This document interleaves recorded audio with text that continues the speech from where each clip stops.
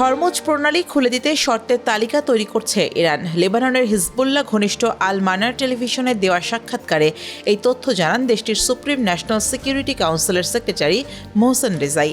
তিনি আরও জানান, আঞ্চলিক যুদ্ধের অবসান ঘটানো এই শর্তগুলোর মধ্যে অন্যতম।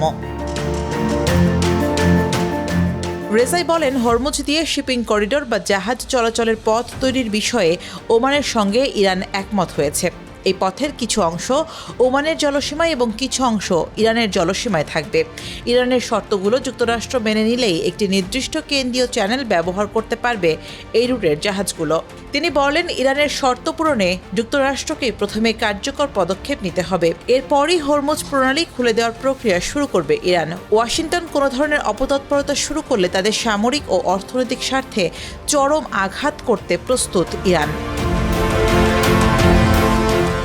এদিকে ইরান যুদ্ধ বন্ধ ও হরমুজ প্রণালী খুলে দেওয়ার লক্ষ্যে যুক্তরাষ্ট্র ও ইরানের মধ্যে সমঝোতার পথ তৈরি করতে জোর তৎপরতা চালাচ্ছেন আঞ্চলিক মধ্যস্থতাকারীরা।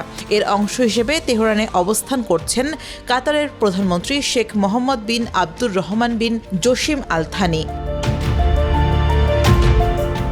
ইরানের রেভলিউশনারি গার্ডস IRGCর একটি উচ্চপদস্থ সূত্র জানায়, নৌপথ বিষয়ক চুক্তির খুঁটিনাটি নিয়ে কাজ করছে ইরান ও ওমান। প্রণালীর নিয়ন্ত্রণ ও এর রাজস্ব কিভাবে ভাগাভাগি করা হবে সে বিষয়ে দুই দেশ ঐকমত্যে পৌঁছেছে। IRGC জানায়, ইরানের বন্দরগুলোর ওপর থেকে মার্কিন অবরোধ প্রত্যাহার না হলে এবং ক্ষতিপূরণ না দিলে হরমুজ প্রণালী খুলবে না ইরান। ফেব্রুয়ারিতে যুদ্ধ শুরুর আগে বৈশ্বিক তেল ও তরলীকৃত প্রাকৃতিক গ্যাসের চালানের প্রায় 1/5 হরমুজ প্রণালী দিয়ে পরিবাহিত হতো।